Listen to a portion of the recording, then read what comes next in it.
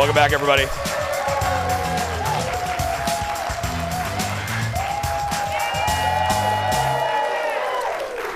He has 30 years of experience researching the unknown. Paranormal expert Dustin Pari has traveled the world looking for answers and connections to the spiritual world. And this year, he's going on tour with a live show all about believing in ghosts. Give it up for Dustin, everybody. Hi, buddy. Hey, what's up? Okay. We were talking to Abby about I love finding out where a spark of curiosity comes from. Not everyone is interested in the paranormal. Not everyone is an expert at it. Where did this start? Yeah, How did this start? Ghosts are not for everybody, that's for sure. I had seen what we would call a shadow figure when I was a kid, about 9 years old. It was in the doorway of my bedroom, and I was laying there in bed, and it just terrified me. I honestly just covered my head. I said my prayers. I was like, I never want to see this dang thing again. And now I've spent 30 years looking for it again. That's kind of how it went. I don't want to get hyper-focused on this, but what did it look like? So this type of shadow figure is pretty much just the outline of a person. They're usually about 6 feet tall, or they're small, about 2.5, 3 feet. This was the tall one. Very dark gray. If you've ever been to like a gas station on a hot day and you see like the vapors and fumes come up, it looks like it's made of that. No distinguishing features, but yeah, it's terrifying, especially when I was 9 years old. I'm like, what is this thing? And you're probably wondering, why couldn't I have had the short one? You know what I mean? Yeah, and even at 9 years old, if it came down to like fisticuffs, I could take the little one. I was going to say, why does it have to be the tall one? Okay, but there's one thing to see the tall thing. There's another thing to turn it into a career. Take me to that bridge? It became a quest because after I hadn't seen it in the house anymore, it just kind of left this seed in my head. I wanted to know more about it. And so I started going to the library. I started reading all the books about New England folklore and legends and ghost stories. Because you grew up in New England, right, yeah, my friend? I grew up in Rhode Island, and it just took off from there, and I wanted to know more about these things. And so I continued to look for them. I continued to go out on my own in the woods, you know, breaking and entering, trespassing, the kind of things I say don't go do, but like... You did it. I was 16. Yeah. What are they going to do, you know? That's what you do when you're 16. Yeah. I mean, there's worse things you could do. I mean, there is worse things, yeah. I'm just looking for ghosts. Okay, so, and then now ghost hunters, how does that happen? I'm sitting home one night... There's a clip, everybody, by the way. Yeah, I'm just watching TV. And I see these guys going through people's homes, and they're investigating. I was like, I need to be a part of this. Yeah. I'm tired of getting chased out of the woods all the time by the cops. So I get involved with the show. Me too, Dustin. Me too. Yeah. So you got the show. So I get to travel with the guys. I got to be on the Ghost Hunter show. We branch off. We do an international show. I'm there for like 2 years. I go to 27 countries.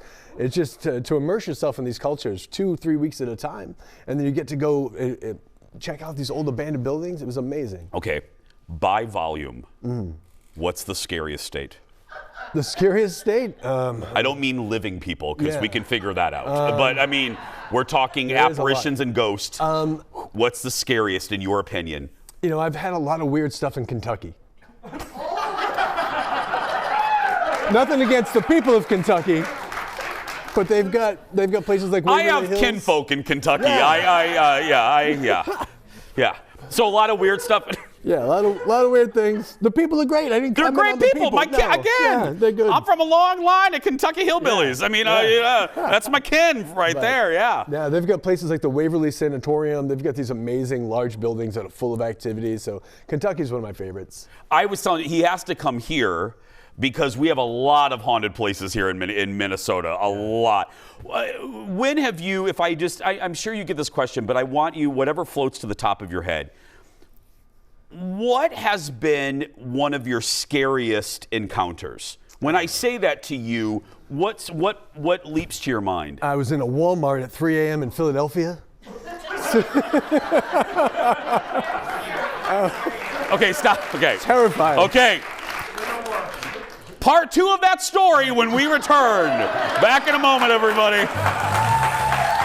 That was fantastic. We're back, everybody. Paranormal expert, Dustin Pari, just launched his own tour. So you're at a Walmart at 3 a.m. Yeah. It's frightening. It's frightening. No, but seriously, one of the scariest moments for me comes to a place, Castle Huska, out in the old Czech Republic. I'm in this castle in an attic space, and there was this dark, shadowy thing crouched in the corner. And I'm like, what the heck is that? And like, I don't know the layout, I don't know the land, I don't know the animals. I like pick up a small pebble, throw it. Nothing happens. I thought maybe I'd startle it. I was like, hey, throw it back. Never happens. This time it happens. And it like lands at the foot of our camera operator, who jumps back. I was terrified. You're lucky he didn't quit. Yeah, it was nuts. This thing ends up standing up, and it is about the size of the wall. And now this is a castle attic. It's not like, in our house. These things are like 10 feet tall. And it rushes across the back wall. It goes out the window. Obviously, it doesn't break the glass, but all the birds that were in the tree outside there all like took off flying away. And I'm like, I've been standing up here with this thing for like 10 minutes. I had no idea what it was, but I was frozen, man. And when you freak out the animals know more than we do. They pick up on Follow stuff. the animals. Yeah, they're smarter than we are. They are and I love that every ghost you encounter, again, you can't get the short ones. No. You get the ones, no matter where you are. It's just Dustin, my you luck, get the man. big ones. It's just my luck, Jason. Yeah. Go big or go home. That's right. Okay. No matter where you're watching from, Dustin might be coming to you. We're lucky he's here tonight locally. This is a general question. How do you do a live show about ghosts? To talk to you about the format, how do you do that? So the show is presented in two parts. So Okay. The first one, I talk a little bit about my history. We answer a lot of the bigger questions about the paranormal. And there's also a kind of an underlying story arc about our conception about life and death. And I always say, I believe we're spirits going through human experience. I don't believe we're from here. I don't believe we stay here. So we talk a lot about that. And I want to get people focused, not just on the negative side of things, but the positive side of this life and what could come after for us. So that's the first act. Second act is live questions on stage, and it gets crazy.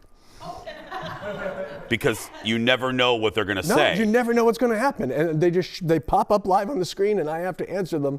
And sometimes they're a little uncomfortable, but we get through it. What? Give me an example. Well, there's always like the throwaway like boxer's briefs question. That's an easy one. People like that kind of thing. They do. They ask you those Well, questions. sometimes, people are curious about underpants. Yeah. Yeah, it's one of those things.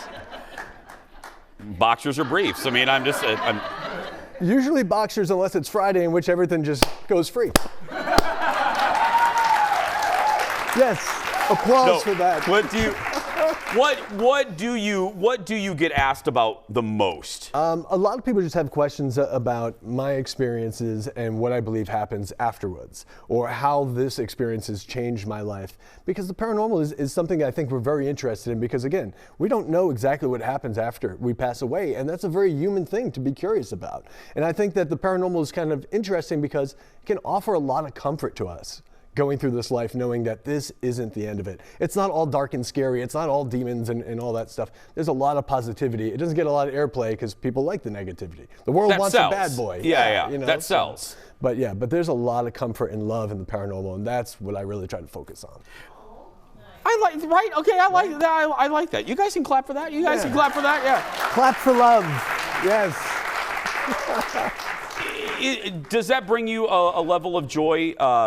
Bringing that type of comfort to people when they're asking about their loved ones that has passed. I'm sure that's probably a gift to you. Yeah, absolutely. It's just because we all suffer loss at some point. Yeah. We all have to face death at some point, and getting signs from the other side, hearing from loved ones after they've passed away, knowing that the other side's real and that we'll be reunited at some point, that is a huge blessing.